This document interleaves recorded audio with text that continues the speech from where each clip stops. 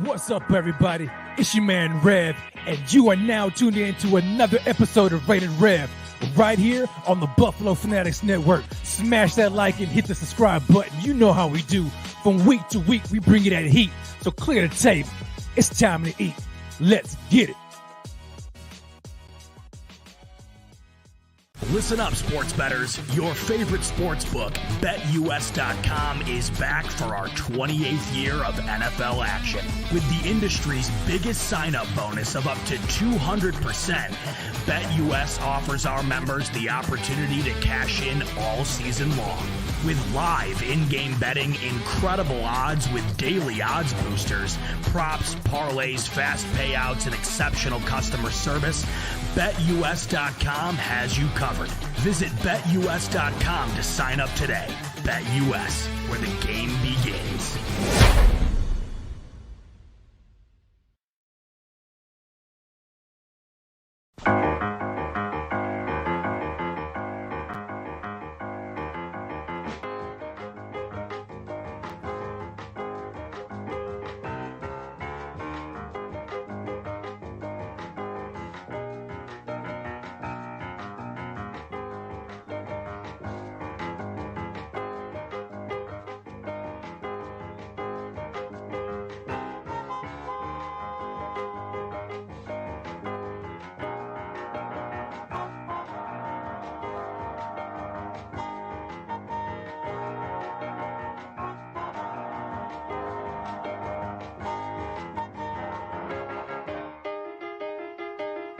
What is going on, Buffalo Fanatics?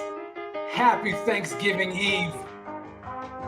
How's everybody doing on this wonderful Thanksgiving Eve? Grace and peace to everybody out there who's watching right now. From yours truly, it's Rev, right here on another edition of Rated Rev, brought to you by BetUS on the Buffalo Fanatics. I hope everybody is feeling good. Somebody talks about, yo, better not be pulling up to no Charlie Brown football. Johnny Blaze, better not be pulling no Charlie Brown football tomorrow.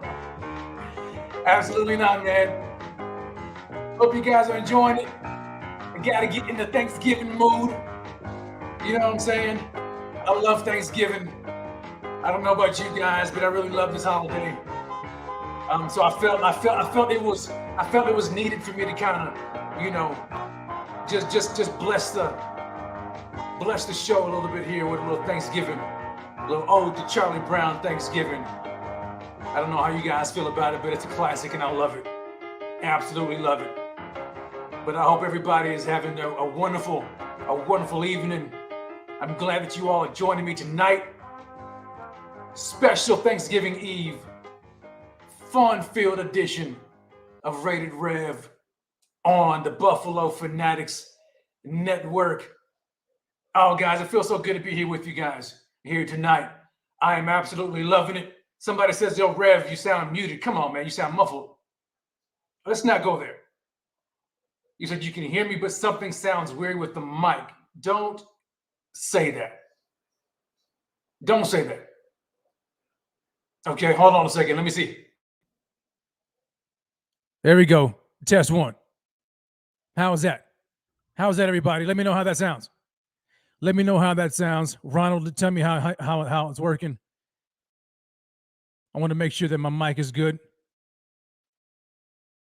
Did somebody say echo? Tell me, come on. We cannot have this on this Thanksgiving Eve. Are we good? Come on, people, are we good? Because I can't tell on my end.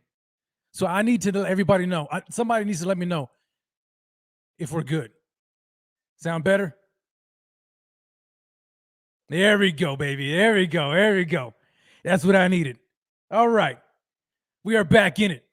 My apologies, everybody. I'm so sorry about that. I don't know. I was doing some editing here earlier, and I guess I forgot to make the switch on my mic. The mic was on, but I forgot to make the switch. So anyway, welcome everybody again, ladies and gentlemen, boys and girls, to another edition of Rated Rev, brought to you by BetUS on the Buffalo Fanatics Network. I am your host, Rev Rhodes, and I am glad to be here with everybody in here who's tuning in live right now, whether you're watching live on YouTube or whether you are watching on Facebook, whatever the case may be. And even to those who may be watching the replay or listening on podcast format, thank you so very much for tuning in with your man Rev. I'm excited, as always, and we are going to get into some things tonight. I am ready to talk about the Buffalo Bills as they host. Well, they don't host, but they go back to Detroit again.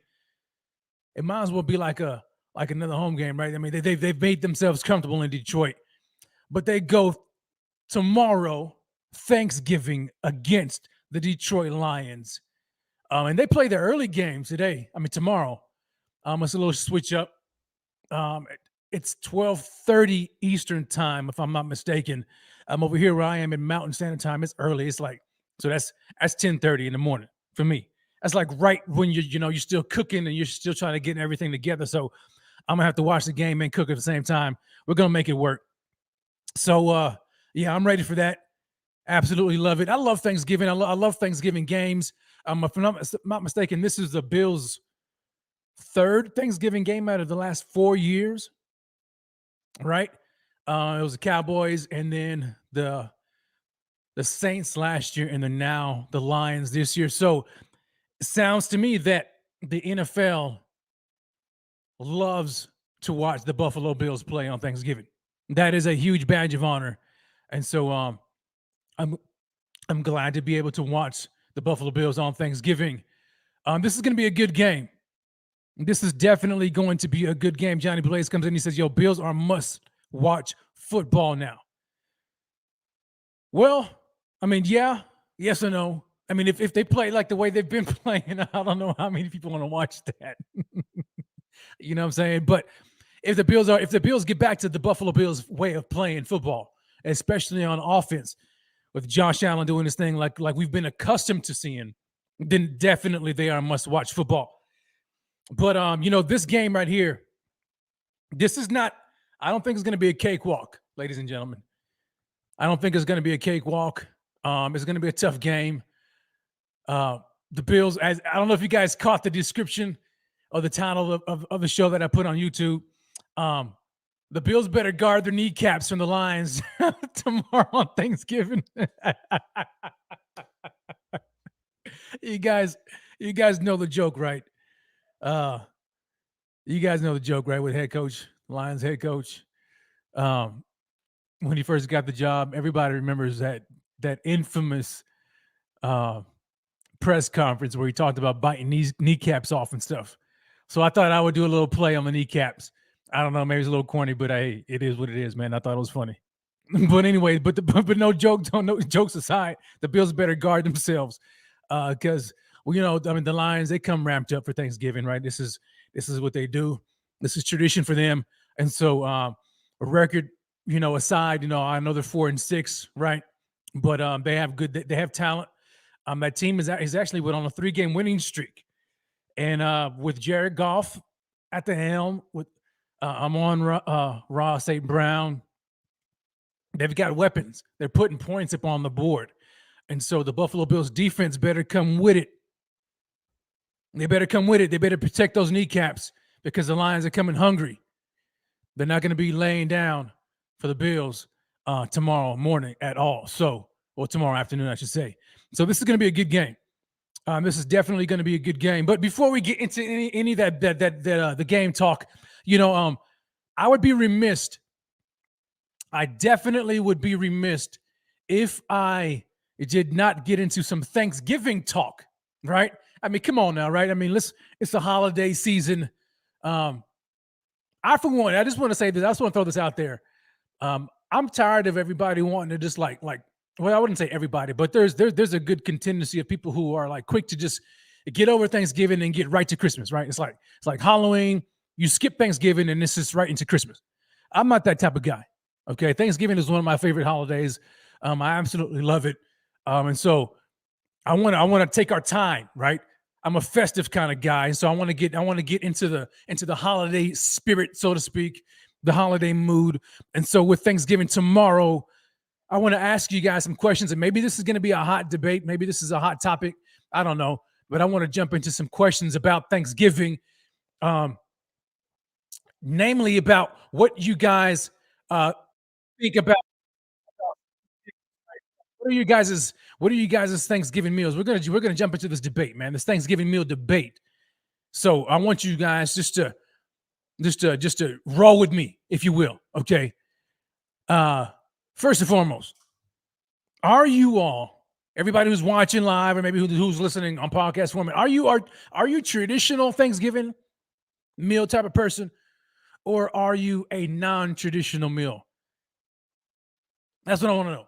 Traditional or non-traditional? How does your household roll? A lot of people are huge on tradition, which is cool. And then there are some who like to move around and switch it up a little bit with the non-traditional thing. So for those who may not know, I mean, traditional, of course, you got your traditional turkey and with all the fixings and where and the side dishes and whatnot. Are you a turkey type of person? Do you go with the traditional Thanksgiving meal? I want to know. Let me see everybody in the chat here. So I guess people are already chiming in. Let's see here. Where's it at? Where'd you go? So James comes in. He says, yo, I am a traditional type of guy. Ronald Ringler says, yo, traditional sans cranberries. Okay. All right. Chris, here we go. Christopher Roseborough says non-traditional Thanksgiving meals. That's what I want to get into, man, because I guess it's just, to each their own, right? For me, I kind of switch it up. It really just depends upon my mood, right? My family's mood. I have absolutely nothing against the traditional Thanksgiving meal, whether you're a turkey person or not. Hey, I mean, traditional is cool. I mean, I'm down with it, right? I do enjoy some turkey, but I'm not a huge fan of the turkey, right? Because sometimes the turkeys can be a little dry. Now, I'm a big fan of the turkey legs. You know what I'm saying? So now, if you smoke some turkey legs, oh my gosh, I'm a huge smoked turkey guy, turkey leg guy, huge smoked turkey leg guy. You can just give me a smoked turkey leg and I'm just by itself and I'm good, right? I'm good. But the rest of the turkey, I'm kind of out on it, right? You know what I'm saying? It just, I'm just not that. I mean, I'll get a turkey wing, something like that, but I'm just not a big fan of it because it's kind of the meat is kind of dry. Now maybe it's just what I've tasted. I don't know. What about you? And then so now if you don't go with the traditional or the non, or you do traditional, here's my next question. Are you a turkey family or a ham family? What is your meat of choice on Thanksgiving? What is it? Christopher Roseberry says, I switch it up every year. That's kind of how I do it. Oh, Cody Benz comes through with the switch up. He says seafood Thanksgiving, slept on. I've never tried that before. So what are you talking about with the seafood, Cody? Are you like a broil kind of guy, like a crawfish broil or seafood broil, or what? Give me some specifics on that. I'm interested to know about that because I've never heard of the seafood Thanksgiving. Sounds good though. I'm a big seafood guy. But anyway, are you a turkey or a ham person? What is your preferred meat? What is your meat of choice? What is your meat of choice? Oh, Andy comes in. This is different. Andy says, yo, stewed chicken, salmon, ribs, deep fried turkey. I've never tried that before. I know I'm late to the party, but I've never tried that before. Deep fried turkey, carrot rice. I don't know about that, man. Macaroni pie. Never heard of that before in my life. Corn on the cob, etc. Now, I am not a corn person. I can't stand corn. I hate it with a passion. Corn on the cob, I just can't do it. But the salmon, I love salmon. Ribs, you got me there. Deep fried turkey, very, very much interested in that. Stewed chicken. Never tried that before, but it does sound good. Jim Graham says, he's a non-traditional person. He eats crawfish, shrimp. Crawfish, shrimp, crabs, and MD 2020. There you go. I don't do the crawfish. I don't know, something with those beady little eyes, man. I just can't do it. I'm out on that. But shrimp, I'm down with that. Crabs, I'm down with that. So yeah, you got me there. Let's see here. Who else? Kim Betts comes in and says, I'm with, what'd she say? I'm with Josh, turkey stuffing and mashed potatoes and gravy. Nice. Yeah, you can't go wrong with that, right? You can't go wrong with the traditional. But are you a turkey person, or do you go with the ham? If you had your choice, what would be your choice? Now, for me, like I said, outside of the turkey legs, I like the ham. I do love the ham, especially some good old ham sandwiches. You know what I'm saying? Like the day after. Oh man, it's to die for. I love it. The glazed ham, or you can do smoked ham. I'm all for it. Either way, I love ham. I mean, just give me the pig. You know what I'm saying? I'm a huge fan of that, big time. Oh, Johnny comes in with the Cornish hen. I like that. I think I've tried that once. Bill's Mafia says, "Yo, the got to brine the turkey." That's nice. That's nice too. It's very interesting. I'm like very interested in this whole traditional, non-traditional turkey versus ham debate. I actually love it. I got a super chat I want to get into real quickly. Freddie J comes in already with the super chat. Freddie, appreciate it. He says, "Yo, Lions won 3 straight against who? Look it up. We'll wait." Well, tell me, Freddie, who do they play against? Because I mean, who do they won 3 straight against? I really don't know. I'm not gonna lie. I haven't looked it up. Let me see. Now you got me going to look it up now. Anybody knows, let me know before I look it up. But I'm curious. Nevertheless, I mean, it's tough to win in this league, right? Regardless of who you play. I mean, you can only play who's on your schedule, or you have no control over that. All right, so let me see here: the Giants, the Bears, and the Packers. All right, the Giants are. I mean, that was a good win against the Giants. Giants have been playing well. The Bears, close game, 31-30 against the Bears, who have a very potent running game. And then the Packers. We all know about the Packers. But nevertheless, man, I mean, 3 wins, three wins in a row. I mean, for them, I mean, those are divisional wins off the top, right? And then the Giants, very good win. And so, yeah, I mean, we'll see, right? We'll see. But I don't overlook anybody.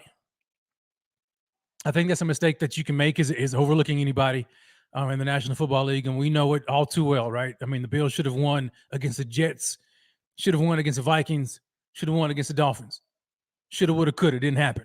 So I mean, you can't overlook anybody. What else? I'm interested in this turkey debate. We're gonna get into the Lions talk. We're definitely gonna get into that. But I want to know what you guys' thoughts about this. Okay, I'm a ham guy. I like the ham, but now I am a huge sweets guy. Like for me, like that is my weakness. I have a big time sweet tooth. Growing up, like, you know, when the whole family was in town, each family kind of had like we all got together, and each family was responsible for their own dish. And like my mom, she like typically would get like the desserts, and I'm talking about like you just lay out all the desserts that you can think of. I mean the pies, the sweet potato pies, the cheesecakes, the cakes, man. I mean, the cookies, Rice Krispie treats. I mean, I'm talking about huge sweets, and I'm a big pastries guy. So when we talk about the pies and we roll the pies out, okay, what is your preferred pie? Now, here's a debate: is it pumpkin pie in your family, or is it sweet potato pie in your family? That's what I want to know. That's what I want to know. All right, hold on. So King Noble 07 comes in. He says, "Yo, it's sweet potato pie, bean pie, and cheesecake. Never had bean pie. Not gonna lie. Cheesecake is one of my favorites. Absolutely love cheesecake. Turtle cheesecake is oh man, love turtle cheesecake. Absolutely one of my favorites. And I'm a huge sweet potato pie person too. So, what is yours? I mean, are you for me? It's sweet potato pie all day long. And I'm curious to know if this is like a cultural thing, you know what I'm saying, or not. Because growing up in a black household, obviously, right? It was sweet potato pie all day long. Like we didn't do that pumpkin pie stuff. You know what I'm saying? Like we just didn't touch it. We just didn't touch it. And so I don't know if it's a cultural thing, like a black thing, or if other cultures, you know, are in on the sweet potato pie too. Ronald Wingler says, "Yo, it's oh my bad. Where'd you go, Ron? Because there it is. No, it wasn't Ron. It was Richard. Richard Forbes says sweet potato pie. That's my thing. Because for me, it's a sweet potato pie and then the can of yams. You know what I'm saying? Like, oh, dude, like that's it for me. But what do you guys think? Sweet potato pie or pumpkin pie? All right, King. All right, so King Noble says, "Rev, bean pie would change your life." I don't like. What is it? Like really, like I'm serious. Like what is it? Like what is now? I've tried like I think the bread pie or something like that before. That's good, but I have never heard of bean pie before. I don't know what that is.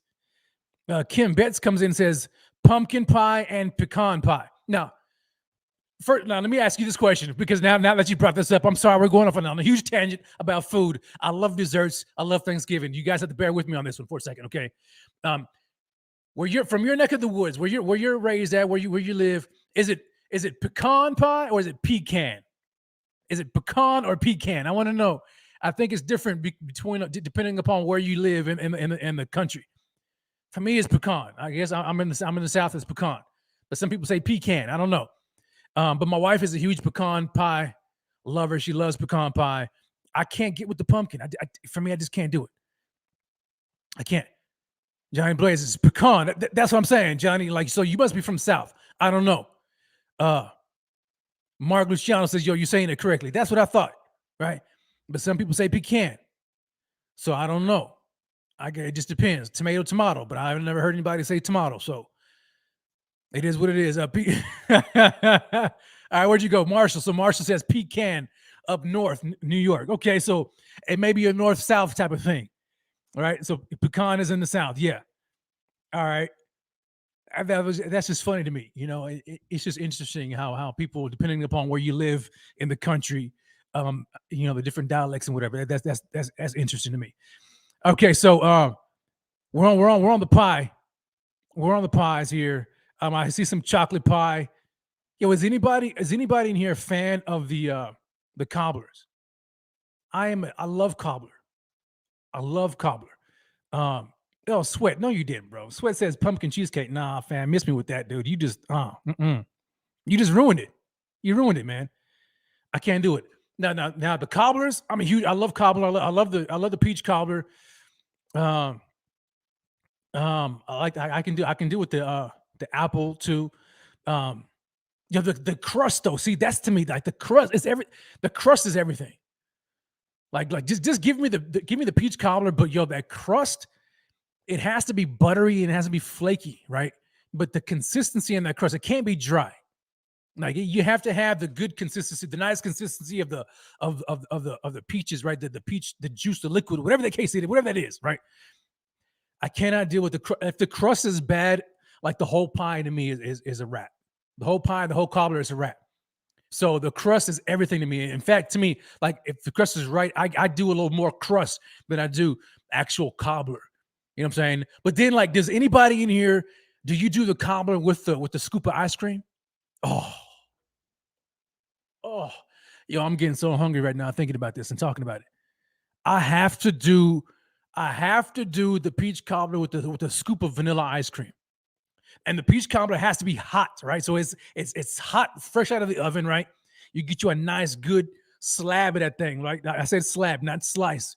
And I told you, I got a huge sweet tooth, and I'm big on pastries. I said slab. You got to get a slab of that pie, right? Preferably the corner spot, because that's where that crust is. You know what I'm saying? You dig in there, you scrape in the bottom, make sure you get it all good, plop it on that bowl or whatever, and then you got to get a nice scoop of the vanilla ice cream. And you put it on there and you just let the ice cream melt on it. You know what I'm saying? You let it melt on there a little bit. Oh, man, that is just chef's kiss. That's heaven. That is heaven. Oh, I absolutely love it. Oh, man, y'all, dude, I'm hungry for real, man. Oh, my stomach is growling.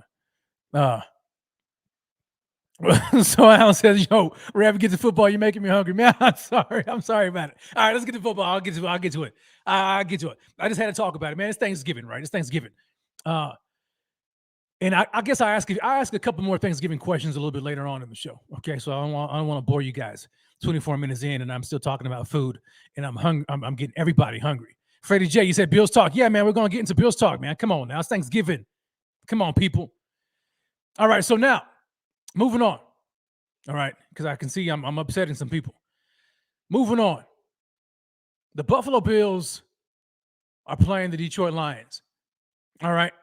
But now, it's like we just came off of a game against the Browns, and I kind of want to do a slight recap, I guess, a little bit of that game. And I just really want to ask you guys some questions about that game. Like what was, when you looked at the game against the Browns, What was your takeaway from that game? Like if you had to give some game day flowers to anybody on the Bills team from last week, who would you give it to? When you look at the Bills versus the Browns game, who gets your game day flowers? To me, if I'm giving away game day flowers from last week against the Browns, to me it has to be, and it's going to be a combination. I guess I'm giving away two, right? And it's the run game for the Bills. It's Devin Singletary and James Cook, right? In a game where Josh Allen still wasn't quite himself, right? The Josh Allen that we're used to. It was good to see them be able to rely upon the running game, and both James Cook and Motor Singletary had a very good performance. What are they? I think they both had like 80-something yards rushing. Is that right? Then they both have like 80-something yards rushing. It was good. It was good to see the Bills' run game get moving. Right. Let me look it up here real quickly. Bills Browns score. Yeah, I want to check that out because I want to look at the touches, because to me that's what says it all to me, was the touches in that game. Yeah, so Devin Singletary, so he had 18 carries for 86 yards and 1 rushing touchdown. He averaged 4.8 yards per carry against the Browns. A very good game by Motor Singletary. And then James Cook had 11 carries for 86 yards.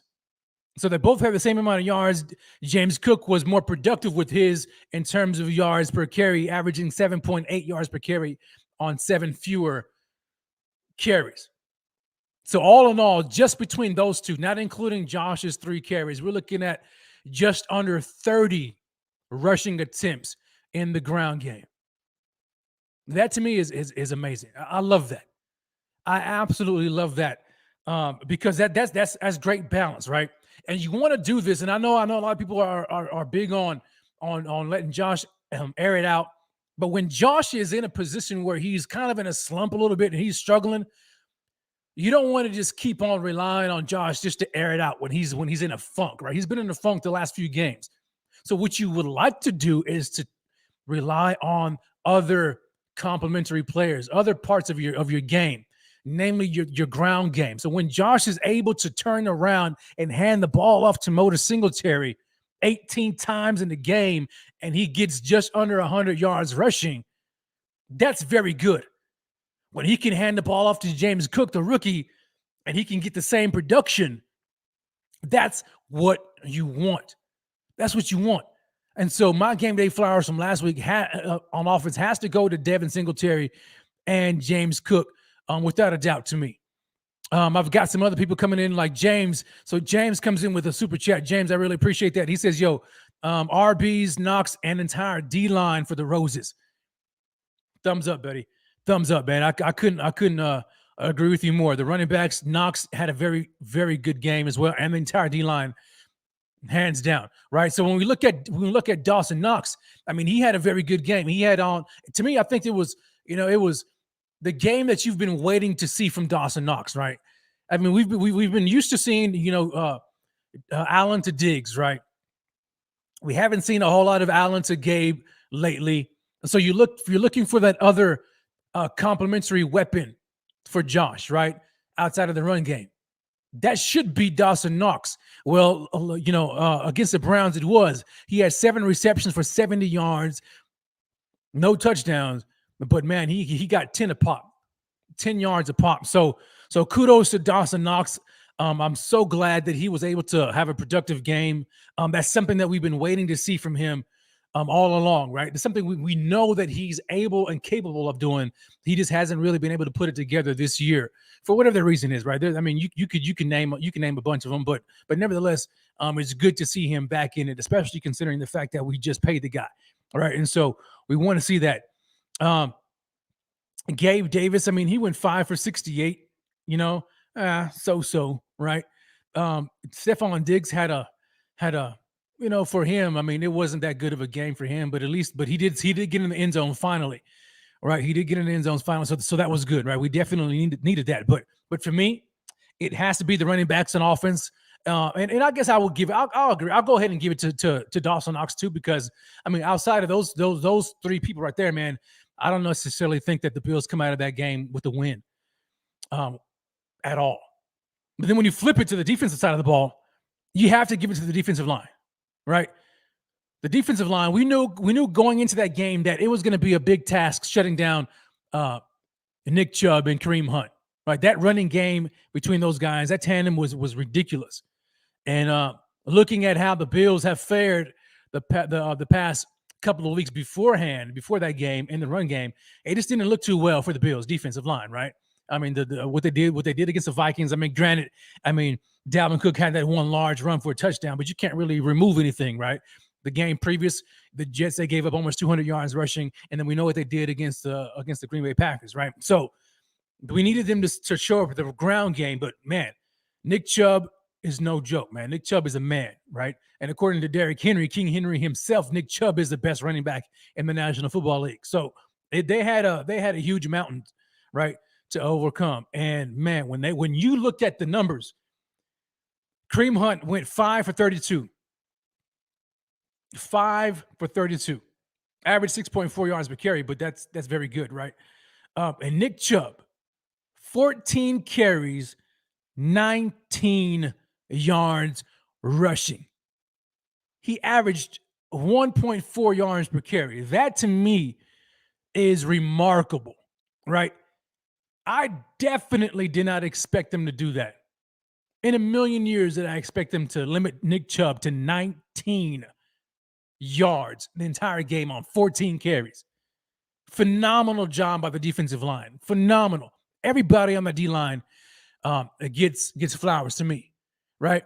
Jacoby Brissett got more yards rushing than Nick Chubb. He got 29 yards rushing. But all in all, man, the defensive line did a phenomenal job shutting down the running game of the Cleveland Browns, which was their bread and butter. We knew that going in. We had to shut that down, right? Didn't fare too well in the passing game, right? Guys got exposed, namely Dane Jackson got exposed. Amari Cooper went 8 for 113 and 2 touchdowns, right? Donovan Peoples-Jones went 5 for 61 and 1 touchdown. And so so while they didn't do well on the ground, the Browns were able to, make hay in the passing game, which is something I did not expect at all. Dane Jackson was exposed. He did not look good at all. He has not looked good the past couple of weeks, in my opinion. To me, I think it's time, we might as well just jump on into it, right? I mean, we're kind of teeing off. Man, when Trey White gets back, if Trey White gets back, anytime soon, right? Come on now, like what's up with Trey?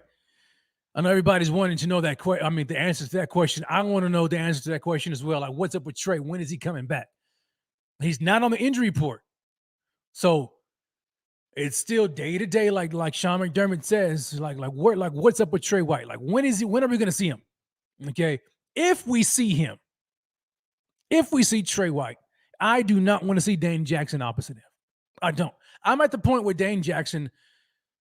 point with Dane Jackson as I am with Daquan Johnson. Okay. I don't want to see either of them on the field anymore in a starting role. I don't. Like, Dane is, and I guess it's just going to show that he's not a number one corner, right? And so he's having to go up against the team's number one wide receivers, and he's not looked good. He hasn't looked good at all. And Ronald Ringler says the same thing. He's like, I agree, Ron. He said, Dane needs to look for the ball. Absolutely. Because at times he's in position, but when he's in position, he's not turning around. I can't remember one contested catch that was on Dane where he actually turned around and looked for the ball. I can't remember it. Maybe he did, and I'm just like goofing, but by and large, he does not turn around and locate the football. That reminds me of, does anybody remember Leotis McKelvin? That reminds me so much of Leotis McKelvin.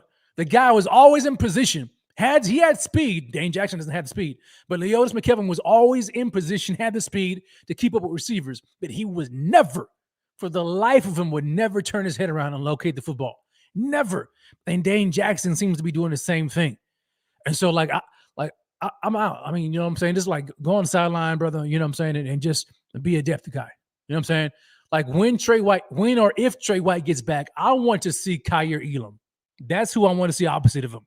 We've got to see him, right? Because we need to see improvement at the cornerback position. We do. Because, I mean, going into the year, without Trey, I was actually pretty okay with it. You know what I'm saying? I was like, Dane and the rookie, Kyer Elam, and then, Christian Benford is a nice surprise. I think we'd be fine. Well, we haven't been looking so hot lately, especially when you don't have Micah Hyde and Jordan Poyer has been in and out of the lineup. You know what I'm saying? So, yeah, we need our cornerbacks, man, to be solidified. Trey White has to come back. He has to come back. I'm not too sure what's going on with him. I really don't know. I don't want to speculate, right? Because none of us really know.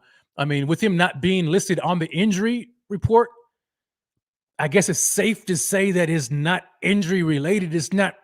Right? I mean, we can't help but, I guess, speculate, right? I mean, when he's not listed on the injury report, what else are we left to think about, right? We have to think, well, if it's not physical, then maybe it's a mental thing. Maybe Trey's just not mentally ready yet, right? I would hate to think that they're like, yo, let's hold Trey back for Thanksgiving because to make it a 1-year anniversary type of thing. Come on now, I'd be expensive losing a game. I feel some type of way about that if that's their line of thinking. I'm not sure what's happening. There was a lot of talk about, in the I guess against the Jets, against in that playing on that turf, that split turf.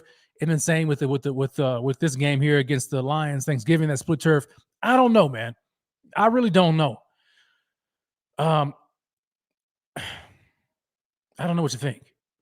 And it's making me wonder if Trey's even going to see the field this year.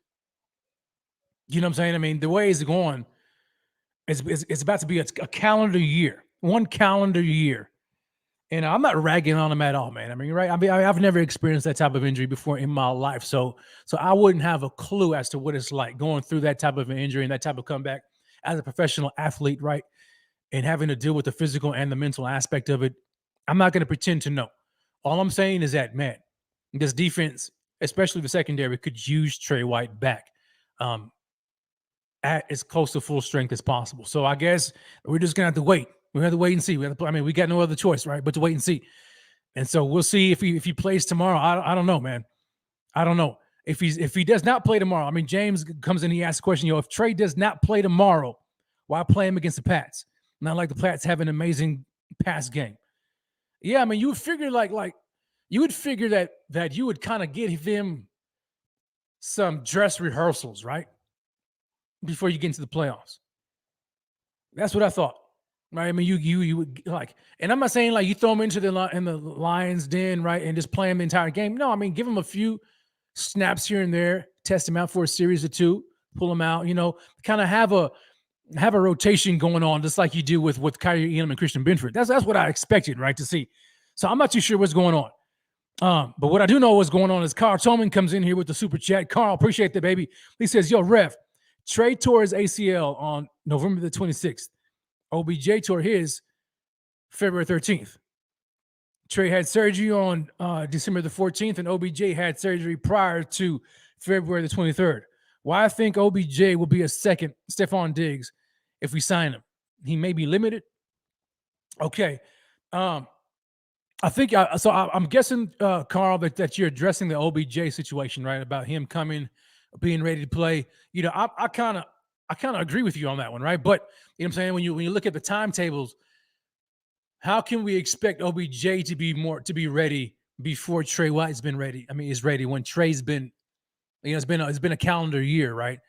But I would say this, that people say that it's a difference because OBJ is an offensive player. He's a wide receiver, and so him coming back, his rehab is different than a defensive back who is reactionary, right? Versus a wide receiver who already knows the moves that they're going to be making ahead of time. So for a DB, they have to react on the fly to whatever's in front of them, right? And so you need more, I guess you need more time. Whereas OBJ, he already kind of knows what he's doing. He knows the moves and he knows the routes, right, ahead of time. So that's kind of the, I guess that's kind of the difference there. But I don't know, man. We'll see. I'm not too sure if OBJ is ready. To be honest, I really don't know. And quite frankly, I mean, as much as I would like to see OBJ on this team, I'm almost tired of the conversation because they keep bringing it. It seems like they keep putting his name out there like every week. Oh, who's OBJ going to sign with this week? Is he? Oh, he's on. Oh, he's on. He's got these teams on his list. Oh, guess what? OBJ is going to go visit the Cowboys and the Giants after Thanksgiving. Like, you know what? At this point in time, like, I'm tired of it. Like, let's go ahead and pick a team. Pick a team. You know what I'm saying? It's just sign with somebody. At this point in time, you know what I'm saying? I'm tired. I really am tired. Kim Betts says, yo, some say it's a 2-year recovery. Man, golly. I hope not, man. I hope not. I really hope not. But whatever's best for Trey is what I want. And so yeah, I don't know. You guys' guess is as good as mine when it comes to Trey White. I'm not too sure if he's playing or not. If he does not play, it looks like matter of fact, let's just go ahead and take a look at this right now. Right. Let's go ahead and take a look at this. Let's look at the injury report, right? Let's see here. So the injury report here, the Bills came out with theirs today. And so we know that. So Tremaine Edmonds was out. Okay. Greg Rousseau is out. So those are the only two players who are absolutely out. Okay. AJ Epinesa is actually doubtful, right? So he didn't participate all week with the ankle injury. Now he's doubtful. All right. Mitch Morse is a guy we need to look for. All right. He's been he did not participate at all this week in practice due to his elbow and ankle injury that he sustained and that he's been dealing with. But he is now questionable for the game. So to me, that is that's a huge one right there, right? The offense needs Mitch Morse. I think that Mitch Morse, unsung hero, right, of the team, probably one of the most valuable offensive players next to Josh Allen. Because I mean, he means so much to the O-line. He does.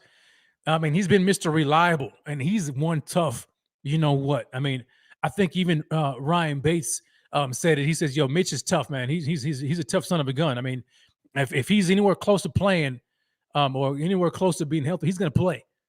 And so, I mean, that's just the kind of guy that Mitch Morse is, man. But he's so valuable to his offense and to the entire O-line. But what we did see, I don't know if anybody caught it, though, but there was a little bit of a clip there, a practice clip that showed Ryan Bates at the center position. So if Mitch Morse is a no-go, then that means that Ryan Bates will slide over to play center. Okay, but the entire right side will change. Well, I don't necessarily say the entire right side, but right guard now will switch. And in that clip, I saw Greg Van Roten, or is it Van Roten? Whatever, GVR, you know who I'm talking about. I saw him getting reps at right guard beside Spencer Brown. Now, I'm not too sure how I feel about that. In my opinion, I would rather, if Mitch Morse is out and then you had to go with Ryan Bates at center, I would like to see David Quessenberry at right guard with Spencer Brown at right tackle. Right? I think Quessenberry has played. I mean, I think he played some snaps at right guard anyway. But I'm just more comfortable with that lineup there than Greg Van Roten. You know what I'm saying? I understand that GVR is he's your, you know what I'm saying, your interior guy, and you don't want to have Quessenberry. I'm sorry, you don't want to have I'm saying I want Quessenberry next to Morse. That's what I meant to say. Not Greg Van Roten. I want to say Quessenberry, and I know Quessenberry is like the backup right tackle to Spencer Brown. And man, you don't want to risk of this guy getting injured. Then you're down to one tackle. You know what I'm saying, to Spencer Brown. I get it, but man, when you talk about the best five outside of Mitch Morse, I think Quessenberry is the guy at right guard. I don't know. We'll see. We'll definitely see what happens. But Mitch Morse, man, is somebody that I'm looking forward to seeing play. I wonder if I guess it's going to be a game time decision, man. We'll see. Texas Flood comes in and says, "Yo, Morse will play." I hope so. I definitely hope so. For Josh's sake, we need the entire O-line to be as healthy and ready to go as possible. Why? Because there's some dudes, some dogs across the Lions defensive line that the Bills need to be paying attention to. They absolutely need to be paying attention to. And there's a couple of these guys, right? And we'll get into them here shortly. Let's take a look at the Lions injury report. All right, so we went through the Bills injury report. And shout out to everybody who's joining me right now. We've got over 100 of y'all in here right now. Smash that like if you haven't already done so, and make sure you hit the subscribe button and turn on the bell notifications, if you may. Let's look at it. The Lions came out with their injury report here. Let me go ahead and take a look at it. Open link. Here we go. Let's take a look at the Lions injury report. So they released theirs, and it looks like okay, so Evan Brown is out. Charles Harris is out with a groin injury. Jonah Jackson is out with a concussion. Jeff Okudah, their DB, is out with a concussion. Josh Reynolds back is questionable. Josh Pascal is out with a knee injury. Okay, and so yeah, that's what it looks like. Jeff Okudah being out with a concussion, that bodes well for the Bills offense, right? Because he's a good DB, no doubt. But when you look across the Lions defense, and I'm saying the defense because this is where I want to focus right now with some key matchups, right? So when you look at some key matchups in this game, who are you guys looking at, right? Key matchups for me are across the defensive line first and foremost. I'm looking at these two dogs that they have across that defensive line that could pose some problems with the Bills front, right? We need to make sure that we've got these guys in check. And number one, that's Alim McNeil. Yeah, Keith Chatter comes in. He says, same time, man, same time. Alim McNeil. That dude is a freaking animal, right? Alim McNeil.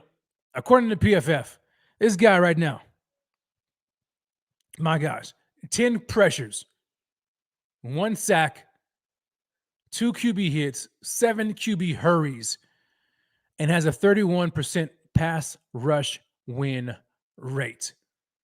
Alim McNeil is that dude, man. He's the type of a defensive tackle that can wreck a game. When you think about defensive tackles across the National Football League, I mean, you think names come to mind like Aaron Donald, right? Chris Jones, right off the top. Alim McNeil is nasty. Okay, he is just that kind of a guy, man. A big nasty interior defensive lineman, huge brother, 6'2", 320 something pounds, right? Came out of NC State. The guy's nasty, and so the entire defense, offensive line of the Buffalo Bills need to make sure they know where number 54 is, right? They need to circle that brother right there, because he's a game wrecker. He's an absolute stud. And if they're not careful, man, that guy can penetrate. For a big dude like that, man, he can penetrate. And we tossing our offensive linemen, all over the field. You know what I'm saying? And so, if Mitch Morse is he's already a small offensive lineman himself. But, man, if he's out and you got Ryan Bates at center, who's smaller than Mitch Morse, Josh could be facing some interior pressure right down his throat. And so the Bills, man, they need to pay attention to Alim McNeil, man, wherever he's lining up across the defensive line. They need to watch him. It's a definite key matchup for that I'm looking forward to seeing him against the entire O-line. That guy, as big as he is, man, to have that kind of a pass rush win rate is absurd, man. 10 pressures, good night, man. Ridiculous. Another guy that we need to look at, and you guys know him. Let me pull him up. And matter of fact, I'm going to share my screen here because I want you all to see this. Because this guy is no joke as well. I'm telling you, man, the Lions, they have talent. Don't look at the record. Don't let the record fool you, okay? They've got talent, man. They've got talent. This guy right here, you see it. Aidan Hutchinson. Rookie defensive end. Look, look, this is NFL Rookie Watch. Put this out. Aidan Hutchinson through 10 games, 31 total pressures, leads all rookies. Okay. He's got 5.5 sacks, leads all rookies. 21 hurries, second among rookies. 2 interceptions, tied for third amongst rookies. And is PFF's highest graded rookie edge defender. This guy, and let me see here because I bookmarked this too because this was from PFF. Where'd it go? Where'd it go? All right, so I guess I didn't bookmark it. I don't know what I did with it. But anyway, he's nasty, man. Like this is somebody, and I don't know if you guys caught that play that he had. I think it was last week. I don't know what it is. I think he dropped back and just jumped in and snagged that interception, just snagged the pass. Like incredible athleticism, right? Incredible athleticism. But this guy right here is a nightmare, an absolute nightmare. And Deion Dawkins is going to have his hands full. He's going to have his hands full. Yeah, so PFF grades him right now. They gave him an 85.6 PFF grade, second amongst edge rushers. 85.6. So yeah, the guy's nasty like that. So when you have a guy in Alim McNeil who can get interior pressure right up a gut down your throat, and then you've got a guy like Aidan Hutchinson off the edge, Josh Allen could be scrambling for himself in this game if the offensive line of the Buffalo Bills does not come ready. You know what I'm saying? Like we have to be watching out. And we already know that Josh Allen, when he scrambles, he likes to get outside the pocket, right? He likes to go to his right. Don't think for 1 second that they're not going to have a spy on him. Right? They're gonna have a spy on him. Without a doubt. And so like Josh is like the offensive line, man, like they're gonna have to watch it. They're definitely gonna have to make sure that they're on their P's and Q's, man. So if Josh is protected, I think we'll be safe, right? But the minute the defensive line gets pressure on Josh, it's gonna be difficult. So I'm curious to see how Ken Dorsey is going to call this game, right? Because last game against the Browns, I think I've seen quite a bit of 7-step drops. That's something that I don't think they want to do against the Lions, against their front. Not with Alim McNeil getting pressure up the gut, and then you get Aidan Hutchinson flying off the edge. If they do not want to have Josh in 7-step drops, man, to me, I think the pass, it needs to be a quick passing game for them, right? Shotgun, quick hitters, man, like slants, turnarounds, you know what I'm saying? Like get guys in space quickly. Wide receiver screens, get the ball out of Josh's hands fast, right? Do not let these guys tee off on Josh Allen. Don't let him do it, okay? Because he could be in for a long day.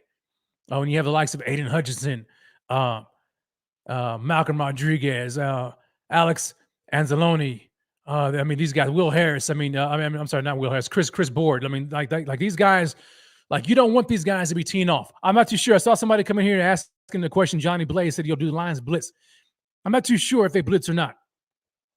That's a good question. I'm not too sure. But man, if they can get pressure with just those two guys right there, with Aidan Hutchinson and Alim McNeil, they probably wouldn't really need to blitz a whole lot. Okay. So it's gonna be good, man. It's gonna be a test for the Bills' offensive line, no doubt. Sal says, Deion Dawkins looks severely out of shape. I'm not too sure, man. I'm not sure. I'm not sure, Sal. Last week, he went against one of the best, Myles Garrett. Even Deion said it himself, like it's his toughest guy he's had to play against. Myles Garrett, no joke, man. So again, he's got a rookie, but this rookie is no joke, man. Aidan Hutchinson is nothing to play around, nothing to play around with. So we'll definitely see. Who else is on you guys' list for key matchups? Key matchups across the interior for me is definitely Alim McNeil versus the Bills O-line, and it's Aidan Hutchinson versus Deion Dawkins. Give me another key matchup. Another key matchup that you guys may be looking at. I'm looking here. I want to see where'd it go here. I want to see Steph Diggs, man, just have his thing, man. Like with Jeff Okudah out, and Jeff Okudah is their starting right cornerback. So with Jeff Okudah out, right, with the concussion, he should be feasting tomorrow. He should be feasting. Definitely, right? Like, I want to see them go ahead and get like, you have to, like, here's my thing. When you have a guy in Stephon Diggs, right? An absolute dog, stud of a guy. He's your number one guy. You have to get him the ball early and often. That to me, that's without question. Get him involved in the offense early and often, right? Move him around. I don't care what you got to do. Give him the ball quickly. Let him get the ball in his hands, and then let Josh Allen get into a good, easy rhythm. Okay, but you want to make sure you're taking advantage of matchups. And when you have a guy like Jeff Okudah out, man, come on now. How could you not take advantage of that? I'm not saying that they won't, but I'm saying they should. Right? They definitely should take advantage of that matchup. Who else? Who else are we looking forward to seeing?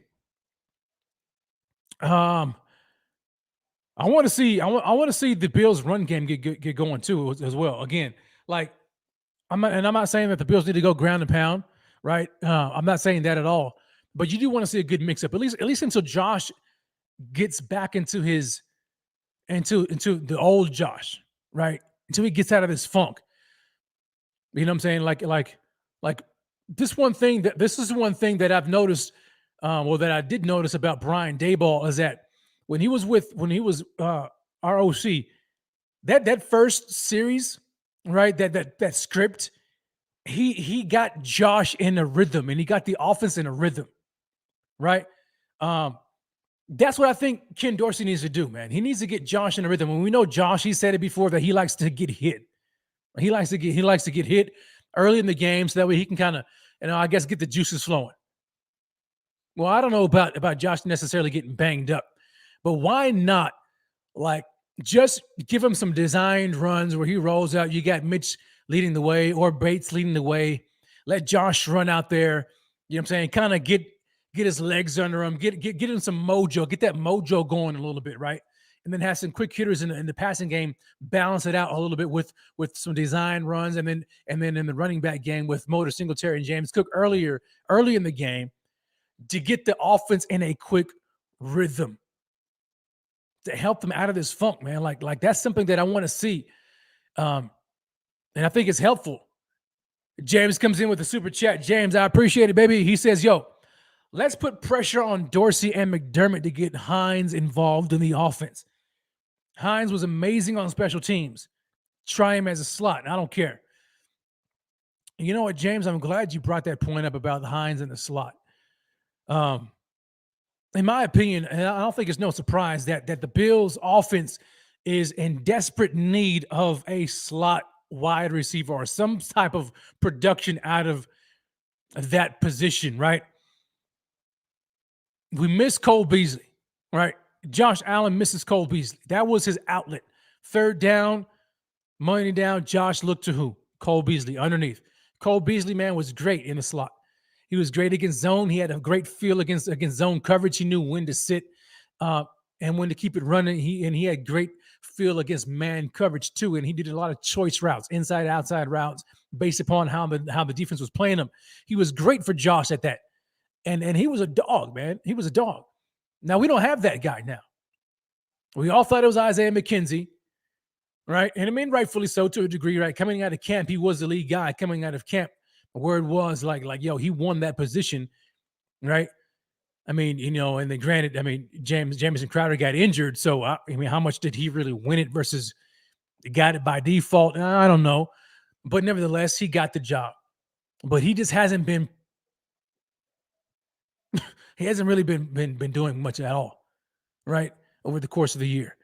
And so we missed that position. We missed that production out of that position. So now we're trying to manufacture production and we just haven't been able to get it, right? So now maybe you get Dawson Knox more involved underneath, right? But you still need that slot guy, right? We thought that Gabe Davis was going to take that leap and be the number 2 dog. He hasn't really been proving himself to be that guy either. At times, he's very inconsistent, or at least he has been very inconsistent. So what are we going to do here, right?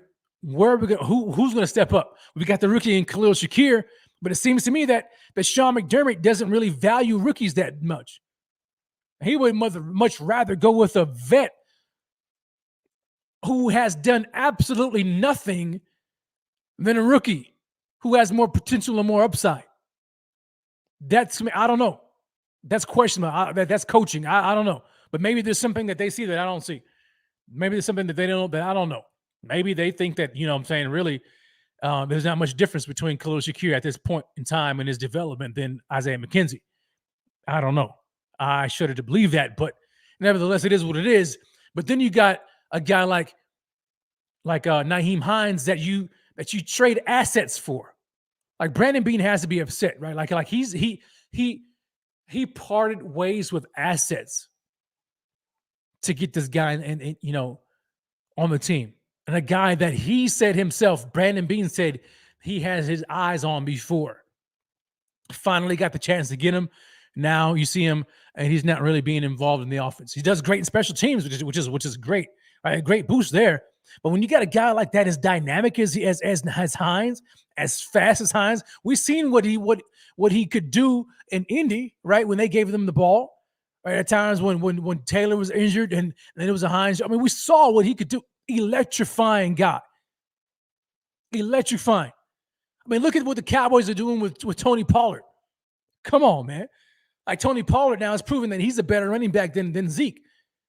We have a guy like him, in my opinion, in Nahim Hines, but we are failing to utilize him properly.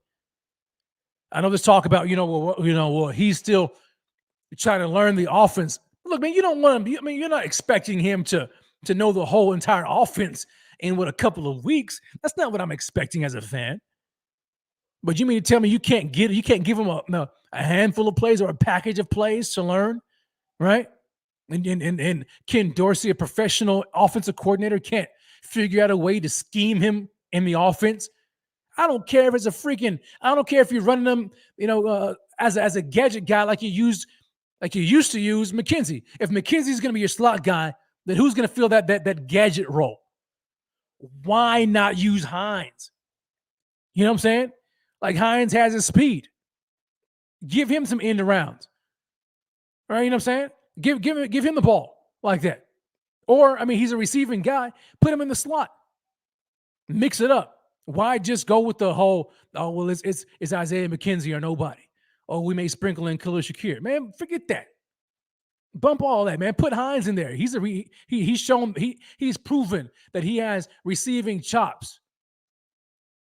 Utilize him. I don't think this offense, man, is maximizing their personnel. That's just my opinion. But maybe that's a long-winded way of answering your question there. But James, I do appreciate that anyway. But man, I mean, I'm frustrated, man, about that. When I look at it, I'm like, yo, where's Hines at? You can't be telling me that you're waiting for him to learn the entire offense. Come on, man. You can't do it. Get him involved. Or maybe, here's another line of thinking here. Maybe Ken Dorsey is creating some type of plays or some package of plays or getting him involved in the offensive game plan or not necessarily game plan, but the offense in general. But he's kind of putting that on the back burner, right? Saving some of those packages for playoffs, right? Maybe that's the key. Maybe Ken Dorsey is this mad scientist genius, you know what I'm saying, and that we're not giving him credit for. Maybe he's that. Maybe he knows what he's doing. He's got some stuff, in his pocket. You know what I'm saying? He's keeping stuff close to his chest that he's not willing to let anybody see right now, because he's like, you know what? I think we can kind of win with what we've been doing right now, and then once we get in the playoffs, boom, he's breaking out all this stuff that people haven't seen before. I hope that's the case. I hope he's not. You know what I'm saying? I would like to think that. I would like to think that Ken Dorsey is just not failing to maximize the potential of his offensive personnel. You know what I'm saying? And James says, "Yo, Doris is no genius." I don't know, man. I'm trying to find the silver lining in this thing, right? Because it really makes no sense. Okay, it, it makes no. I don't know, man. You never know. It makes no sense. What are you guys saying in the chat? Let me go through the chat and see if I miss anything. What are you guys talking about in here? I see some talk about OBJ. I'm done with it, man. I'm done. Let me see here. Johnny Blaze says, "Yo, you backpedaling now? Are you talking to me, Johnny? I don't know. Johnny comes and says, "Yo, we need Crowder." Yeah, man. Yeah, I will agree, man. I hate that he's out for the season because I think that and I mean, you can't really blame Brandon Beane, right? Because when you look at, let's go back to that slot position. When you look at it, we lost Beasley, right? Okay. They had Isaiah McKenzie. They knew what they had in Isaiah McKenzie, and they wanted to give him a fair chance, right? But then they went ahead and signed Jamison Crowder. Okay, I'm just thinking like Brandon Beane. So you signed Jamison Crowder. So now you've got two guys, right, that are going to go into camp and battle it out for the slot position. But then he goes on in the draft and not only doubles down on the position, he triple downs on it. Double down, triple down. You know what I'm trying to say. Anyway, by drafting, y'all don't laugh at me, by drafting Khalil Shakir, right, who can play slot and outside. So now you're looking at Brandon Beane, he's like, yo, all right, I lost Beasley, but I've got McKenzie, brought in Jamison Crowder, who is a very good slot receiver, proven guy, veteran in the National Football League. When he was playing with the Jets, didn't have much of a quarterback talent, but he produced, right? Everywhere he went. Washington produced. So you bring that guy in who's got that pedigree, and then you draft a rookie who can play like that too. So now you've got three guys at the position who you're going to let battle out in camp. Who would have thought? And Jamison Crowder would sustain a season-ending injury, right? And then you'd have to go with Isaiah McKenzie almost by default, right? And then you would see McKenzie in the season not really panning out the way you thought he would. So I mean, it is what it is. I don't really blame Beane, but you know what I'm saying, like stuff like it just happens, man. It really happens. And then now you look at Crowder, and we only got him on a 1-year deal. And so his entire season was a wash, man. It's an absolute wash. So now going forward, do you think that the Bills need to address the position? Yeah, I definitely think they need to address the position. And I guess that's where a lot of the conversation comes in with OBJ right now. Make no mistake about it. If OBJ it comes to the Bills, that is a huge upgrade. Right. Huge upgrade to what we currently have on the roster at the slot position. Let me say it like that. But if not, we're going to have to roll with who we have. And I want to see some switch ups, man. If you're not going to go with McKenzie and you're not going to trust the rookie and Khalil Shakir, then doggone it, give me a combination of Nahim Hines, right, and Shakir, or Nahim Hines and James Cook for that matter. Like, utilize your personnel. Man, I'm about to get upset, man. I'm about to get upset because I look at teams like the Kansas City Chiefs, and I look at their who they have offensively, right? Like, we all thought that when they lost Tyreek Hill, when they didn't really lose him, they actually let him go. Let Tyreek Hill go. Huge staple of their offense. We thought, I know I did, thought, look, that's a wrap for the Kansas City Chiefs offense. Tyreek Hill, Travis Kelce, that was it. That was their offense. You lose Tyreek Hill, you're not going to be able to replace him. Juju Smith-Schuster is not going to be able to replace Tyreek Hill. Marquez Valdez-Scantling is not going to be able to replace Tyreek Hill. They draft Sky Moore. I like Sky Moore, rookie, but I'm like, look, none of them are Tyreek Hill. And so I was like, yo, the offense is not going to be the same. They could see a regression. Boy, was I wrong. Look at them now. Look at them now. They're still efficient. Still, tops of the league in offense. Why is that? Because you've got a guy in Andy Reid, Offensive genius. Now, that's a genius right there. Andy Reid, offensive genius, knows football, but guess what? He knows his personnel like the back of his hand. Knows it. Goes at the trade deadline and trades for Kadarius Toney. Look at how he's fit in with that offense. Andy Reid knows how to maximize his personnel. It doesn't matter who is there. He can figure out ways to get them involved in the offense and excelling, right? He knows how to do it. Juju Smith excelling in that offense.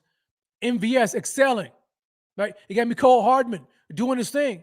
They don't ask too much out of these guys. They have roles and they fill them perfectly. Perfectly. And then you have a guy like freaking, you know what I'm saying, why am I drunk? Travis Kelce.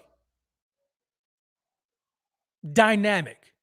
And then you've got Patrick Mahomes, one of the best, if not the best in the game right now, throwing the ball.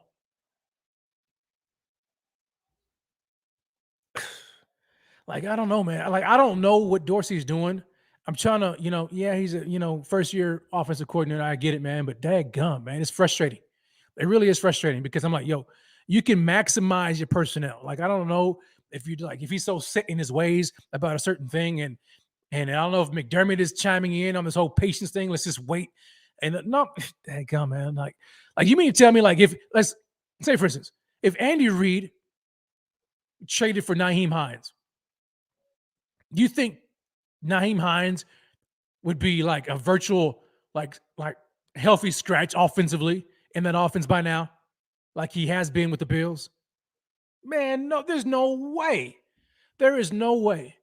If Nahim Hines was on the Chiefs, same time, right? Trade deadline, Andy Reid brings in Nahim Hines. That guy is getting involved in the offense quick. Like, why are we not seeing that with Nahim Hines, man, in our offense? Like, what's up? Like, what's up with that, man? I'm getting frustrated, dude. I'm getting frustrated. I know, Rich. I know, man. Richard Forbes says, Reid has been coaching longer than most of y'all have been alive. Yeah, I mean, yeah, absolutely. So it's a coaching thing. I mean, I get it, right? I'm not trying to compare, Dorsey to Andy Reid, but I am saying, like, do you have to be on his level to maximize your personnel? Like, do you really have, like, does it, like, what type of level of offensive coaching does it require an offensive coordinator to be like, you know what, man, this guy is he's got blazing speed. He's got great hands. You know what I'm saying? He's good out of the backfield. He's a great runner, but man, he can be used as a slot receiver too. How hard is it to say, let's get this guy involved in the offense like quickly? Especially if he can think and he's a smart guy and can pick up. I don't know, man. I don't know. Texas Ford comes in. Yeah, I 1,000% agree. McCaffrey's a key guy with the Niners already. Hines traded same week. Same week. And what? Like the second game, right? The second game they got McCaffrey, he was heavily involved in the offense and has been ever since. And here's Hines, you know what I'm saying, like just barely now getting some special teams reps. You know what I'm saying? And he's got, he was sprinkled out in offense here and there, but like nothing significant, like nothing really noteworthy. Like I don't get it. I don't get it. I don't know what's up, man. I don't know what's up. You guys let me know. But kudos to everybody who's joining me right now, man. I've got 140 something plus in here watching live. I appreciate it. Do me this favor, hit that like button.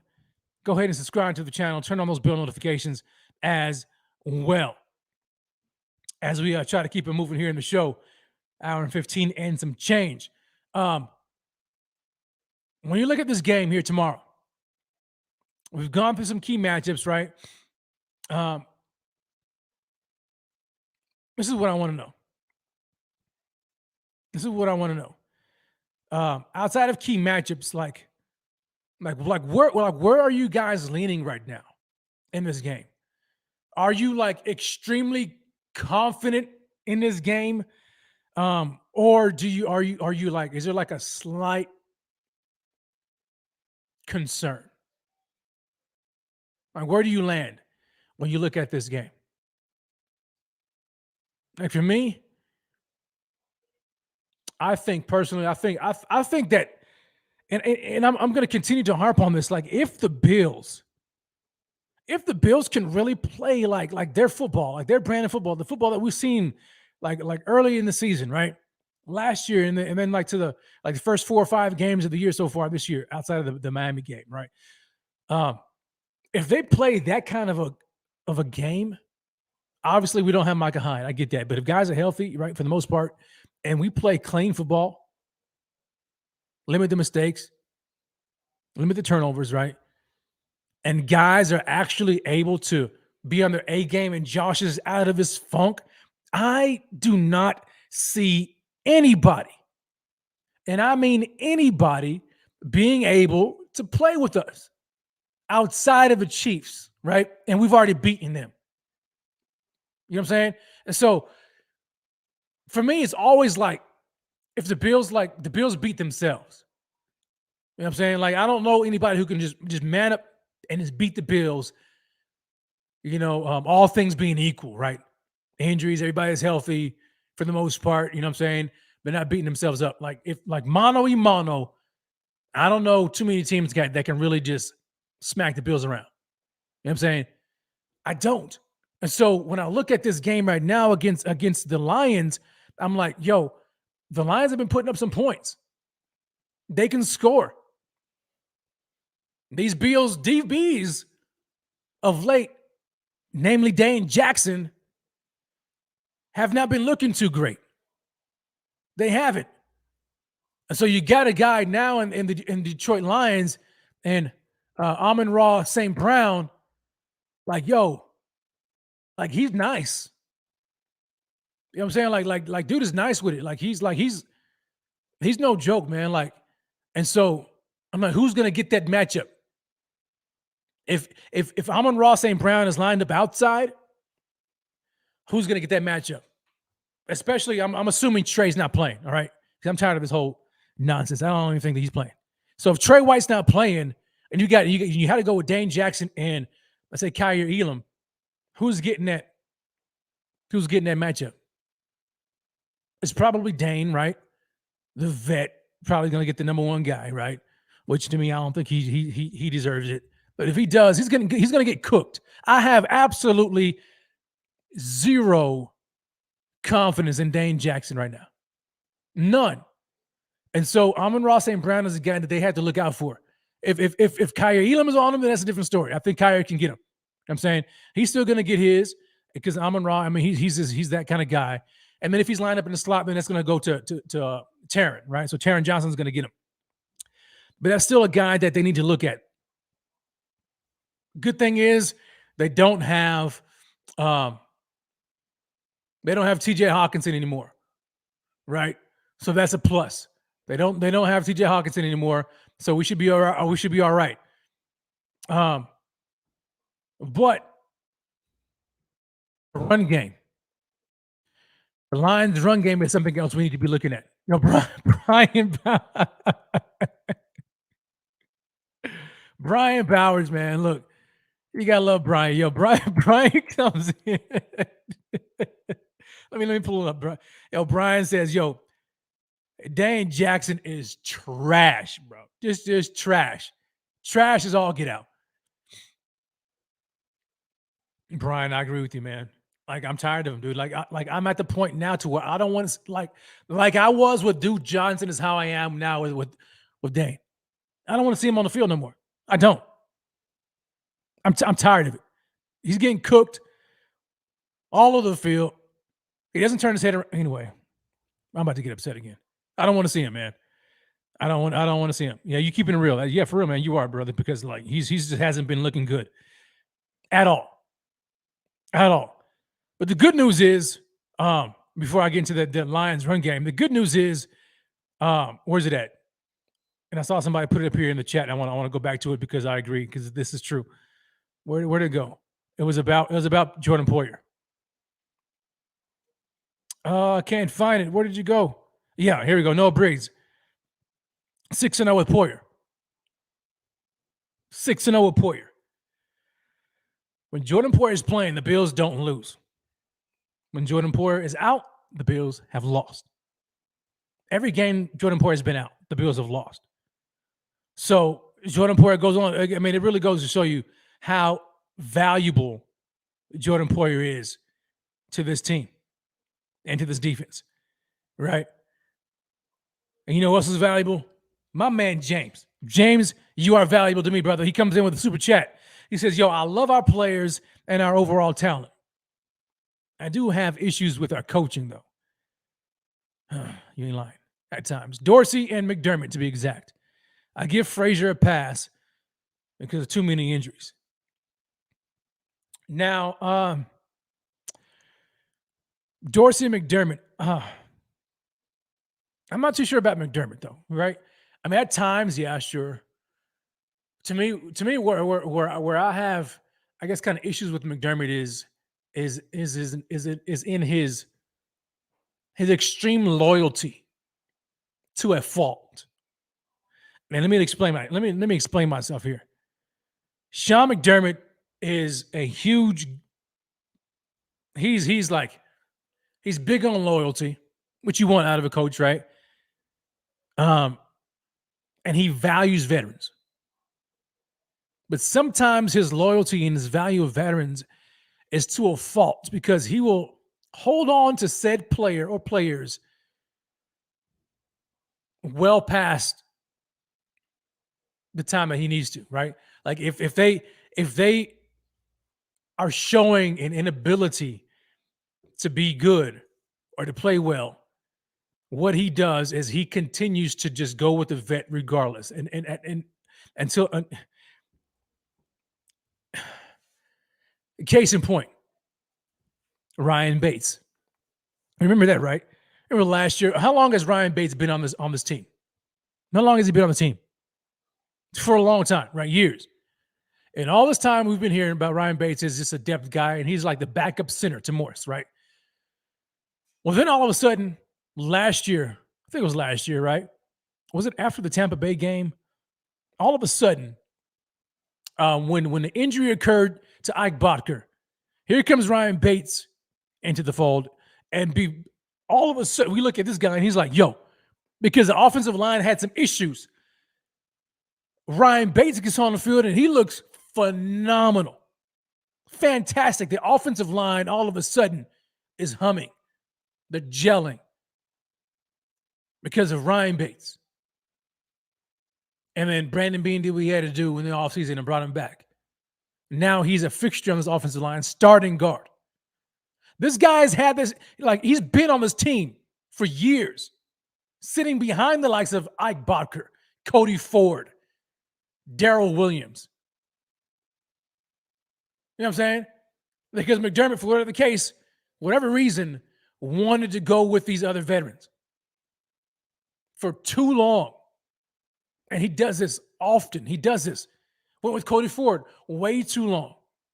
You know what I'm saying? This is my thing with him, man. It's like he's loyal to a fault. Loyal to a fault.